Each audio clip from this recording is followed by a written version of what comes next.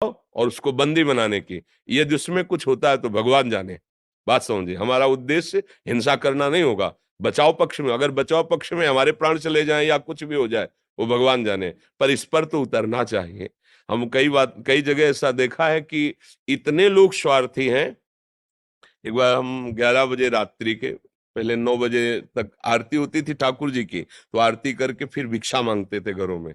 तो जो मिल जाता फिर लेकर के एकांत पाते, आचमन करते, फिर यमुना किनारे कुछ देर बैठ, तो 11 बजे रात्रि के वापस होते थे। तो वापस हो रहे थे तो एक ट्रैक्टर की जो जोतने वाला होता है ना, हल, उसमें जो छेद होता है जहां से वो कनेक्शन होता है, वहां एक नवीन बछिया गाय थी। उसका पैर पता नहीं कैसे उसमें चला गया था। जी हुई दृष्टि गई और कोशिश कर रहे, तो हम दौड़ गए, उसका पैर ऐसे पकड़ा, अगर ही इसने थोड़ा भी हिलाया तो टूट जाएगा, क्योंकि पूरा सेट हो गया था। अब हम घबरा गए, 11 बजे रात्रि। 3-4 लोग निकले, हमको भैया थोड़ा हमें सहयोग कर दीजिए, क्योंकि नया बच्चा है, अगर आप इसे थाम लेंगे और अपने लोग धीरे से उठा लेंगे तो इसका पैर सुरक्षित रहेगा। चीखते रहे, वो देखे भी नहीं, ऐसे पास से ही निकल गए, देखे भी नहीं। अब हम कहा अगर हम छोड़ते हैं तो क्या होगा, ये चरफराएगी और टूट जाएगा। अब क्या करें, कितनी देर बैठे रहेंगे। अच्छा, हमारे में इतना बल भी नहीं, वो पशु है और सयानी थी, पर नया बच्चा था। तो हम कहा क्या करें। तो बगल में एक बड़ा गेट लगा हुआ था, हम सोचा इसको भड़बड़ाएं। तो जे ही छोड़कर भड़बड़ाने गए से उसने ऐसा किया कि पैर बस हृदय में कि आप क्या कर सकते हैं, बस फिर उदास होके चल दिए। कि अगर वो 4 लोग मुझे सहयोग दे देते तो 5 थे, 5 तो इतना कर देते कि पीछे का हिस्सा तो उठा ही सकते थे, उठा लेते, वो बच जाता, सीधे निकल जाता ना। वो बच, उसको कंट्रोल करने की जरूरत है ताकत के द्वारा, कि वो हिले डुले ना। किसी ने सहयोग नहीं किया। तो ये तो मतलब आज हमारे समाज में इतनी स्वार्थ बुद्धि होती कि कोई किसी को मार रहा है, हमें क्या मतलब है। कोई किसी के साथ गंदा व्यवहार करने के चाहिए, हमें क्या, क्योंकि हमारी बहन तो है नहीं। ये नहीं होना चाहिए। ऐसा व्यवहार ना तो कभी करे किसी के साथ, और जहां तक हो सके ना होने दे। तो भगवान आपके साथ है, ये भी बात समझ लो। और जब भगवान का पावर आपके साथ है तो फिर कोई परास्त नहीं कर सकता। और अगर कायरता दिखाओगे तो फिर कायरता में दम नहीं। हमारे देश के सूरवीरों ने घास की रोटियां खा के जिए, लेकिन गंदे लोगों के सामने सर नहीं झुकाया। विधर्मियों के सामने आप पढ़ो, बड़े बड़े चरित्र, महाराणा प्रताप आदि बड़े बड़े हमारे देश की जो देवियां हैं, वो अपने शरीर को नष्ट कर दिया, लेकिन विधर्मियों को स्पर्श भी नहीं करने दिया। तो हम उसी भारत देश के हैं। थोड़ी आधुनिकता आकर के गंदे विचारों को बढ़ावा दे रही, लेकिन हमारा देश धर्मगुरु है। भारत देश धर्मगुरु है। यहाँ एक से एक महापुरुष पैदा हुए हैं। जब तक अपने प्राणों का मोह रखा जाएगा तब तक धर्म पर चलना कठिन हो जाएगा।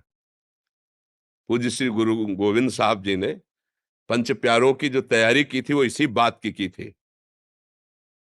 साइड में कोई हमें प्राण दे, जीवन दे, मैं उसे स्वतंत्रता दिलाऊंगा। लाखों की सभा में एक खड़े हुए, आओ अंदर। और ऐसा लीला की कि रक्त की धार बाहर दिखाई दिया कि और कोई, 5 खड़े हुए थे पूरी सभा में। तब कहा था 1.25 लाख से एक को लड़ाऊंगा, क्योंकि इन्होंने प्राण समर्पित कर दिए ना। अब इनको ऐसा बनाऊंगा कि इनके सामने 1.25 लाख भी नहीं टिक सकते हैं। क्यों? प्राणों का मोह छोड़ दिया ना। प्राणों का मोह छोड़ दो, सब भयभीत हो जाएंगे, क्योंकि सबका भय यही होता है कि मैं मरूं ना। और पापी पुरुष में ज्यादा हिम्मत नहीं होती, ध्यान रखना। हम लोग केवल प्राणों के भय से भयभीत होकर अधर्म सह रहे हैं। अगर आप अपने प्राणों का भय त्याग दे तो पापी, जो पाप करने वाला है, वो भयभीत, रावण भयभीत होके गया था सिया जी के लिए। उसके लिए जो शब्द आए ना, जिसे कुत्ता भड़ियाई पे जाता है, ऐसे हो गया था। जिसके चलने से दिक्पाल कांपते थे, वो वहां कांप रहा था। लक्ष्मण जी ने रेखा खींची थी, हिम्मत नहीं थी कि अंदर चला जाए। तो उसने चतुराई से, विद्वान भी था, चतुराई से कि भिक्षा बंदी नहीं लेंगे, बाहर आइए। तो धर्म से चलने वाले में एक पावर होता है भागवतिक, और अधर्म से चलने वाले में एक भय होता है, पर वो दिखाता भय है। वो भयभीत होकर भय दिखाता है, हम लोग भय मान जाते हैं। नहीं तो अधर्माचरण जो हो रहे हैं ना, इनमें बहुत कुछ बचाया जा सकता है। अपनी बहन मान करके अगर हम देखेंगे तो बहुत कुछ हम कर सकते हैं। लेकिन जब हम ये देखते हैं कि अपनी नहीं, तो हमारा गंदा जो भाव है वो हमारे आसपास फैलता है। जैसे भागवतिक भाव है ना, वो आसपास के वातावरण को सुधारता है, ऐसे हमारा गंदा भाव। आज हमारा नया समाज स्वसुख वासना में इतना लिप्त हो गया है कि दूसरे की रक्षा करना भी धर्म है, दूसरे को बचाना धर्म है, ऐसी सोच ही नहीं रह गई। वो खुद ऐसे आचरणों में युक्त हो गए। तुम्हें अपना शरीर प्यारा है तो दूसरा का शरीर, और तुम उसी शरीर के साथ कैसा व्यवहार कर रहे हो तो वो लोग रक्षा करेंगे। तो वो लोग हैं कौन? हम ही लोग। हम ही लोगों की जो बुद्धि स्वसुख वासना में, सुख लूटने भोगने की वासना में आ गई, वो राक्षस बना दिया। हाँ, धर्म से युक्त सुख भोगो, भगवान ने बनाया है। धर्म का एक मर्यादा रखी, उससे आप अन्यथा फिर नहीं। इतना तो मनुष्यता होनी चाहिए, इतनी तो होनी चाहिए। अब वो धीरे धीरे न शास्त्र स्वाध्याय है, न धर्म का परिचय है, न जितेंद्रियता है, तो दम ही नहीं रह गई है। लगता भैया अपने प्राण बचाओ, आज हो रहा है होने दो। ऐसा कितने दृश्य आप देखोगे जिसमें सामने लोग खड़े देख के मुंह फेर के चले जा रहे हैं। अगर वो 4 लोग जा रहे हैं और लौट करके देख ले तो उसकी लघुशंका निकल जाएगी, क्योंकि वो खुद भयभीत है। वो जो अत्याचार परायण हो रहा है ना, वो उसका भय और पाप है। तुम केवल एक बार आंख टाइट करो, उसकी होश उड़ जाएंगे। पर अपने लोगों के अंदर वो बात नहीं रह पा रही। बहुत अच्छा लगा कि आप नवयुवक हैं और समाज रक्षा के लिए ऐसा प्रश्न करते हैं। ऐसा ही होना चाहिए। प्राण तो निकलेंगे ना, एक दिन तो जाएंगे ही यार। अगर धर्म में जा रहे तो मेरा मालिक देख रहा है, बस उसको देखना है, दूसरे को थोड़ी देखना है कि दूसरा कोई वाहवाही दे, हमें मेडल दे। नहीं, हमारा मालिक देख रहा है। फिर वो जो आपके अंदर आनंद आएगा, आप किसी को बचा के देखो, वो जो आपके अंदर सुख और आनंद ऊर्जा आएगी, वो किसी साधना से नहीं आती, वो इससे आती है। जो परहित के लिए तैयार खड़ा होता है, दूसरों के सुख का वर्धन करना और स्वयं दुख सह जाना। कई बार सत्संग में कहा कि तुम जब भोजन पाने जा रहे हो, कोई भूखा नजर आवे तो अपनी थाल का भोजन, अपने हिस्से को उसको पवा के दिखाना। जब वो पा ले, फिर आप अपने हृदय में देखना, जीवन भर पाते रहो, ऐसी शांति और शीतलता नहीं आएगी जैसा उसको पवाले से आएगी। कोई गरीब भूखा है, अपने हिस्सा अन्न का दे दिया, और अगर कोई कष्ट में आपने बचा लिया, तो भारी विपत्ति जो तुम्हारे ऊपर कभी भी आने वाली होगी, उस समय भगवान तुम्हें बचाएगा, क्योंकि तुमने किया ना ऐसा अच्छा कर्म। हाँ, जो अरे तो फिर वो भी कहेंगे अरे भोगो अपने कर्मों का फल। हमें बहुत अच्छा लगा, क्योंकि आज हमारे समाज में ना ये प्रश्न है और ना इसका उत्तर है। बहुत चिंतनीय विषय है। आज हमारे समाज में ना ये प्रश्न करने की हिम्मत रह गई है और ना इसका उत्तर देने की हिम्मत रह गई है।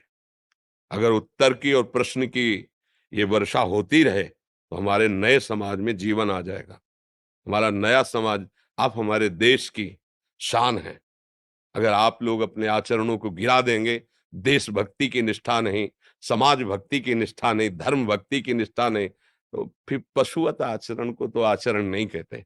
फिर हमारी पशु में क्या भेद वृत्ति रह गई? वो जो खा पी रहा है, भोग रहा है, बस उतना ही।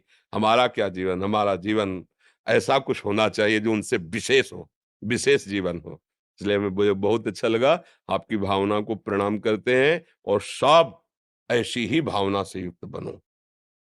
अपने जीवन में कम से कम किसी के काम आ गया जीवन ना, माता पिता भाई बंधु पड़ोसी परिवार देश। देखो ना, हमारे देश के वीरों को देखो, जैसे लोग ब्याह में नहीं प्रसन्न होकर के खुशी होकर जाते हैं, ऐसे फांसी पे चढ़ने के लिए तो विदेशियों के दिमाग काम नहीं करते कि भारतीय है क्या चीज। वंदे मातरम फंदा चुमा और गले में डाल करके झूम गए, देशभक्ति में झूम गए। उनको लग रहा था मरने के लिए तो अच्छे अच्छे को होश खराब हो जाते हैं, और ये भारतीय मरने के समय मुस्कुरा रहे और ऐसे जा रहे जैसे दूल्हा बनने जा रहे हो। वंदे मातरम जय हिंद और फांसी का फंदा लगाया। धर्म में चल रहा, आज हम उनके गीत गाते हैं, आज उन्हें प्रणाम करते हैं, उन्हें नमस्कार करते हैं। नहीं, पशुओं की तरह मर गए, कौन जानता है, कीड़े मकोड़े की तरह। अगर धर्म किया तो जैसे यहाँ स्वागत सम्मान आपका, तो वहां परलोक में भी जिसकी यहाँ निंदा होती ना, दूसरों को सताता रहता था, तो नरक में भी उसकी। और जब यहाँ होता है कि ऐसा समाज सेवी, ऐसा धर्म से चलने वाला, तो उसका वहां सम्मान होता है, क्योंकि मालिक देख रहा है ना, ये कर्म भूमि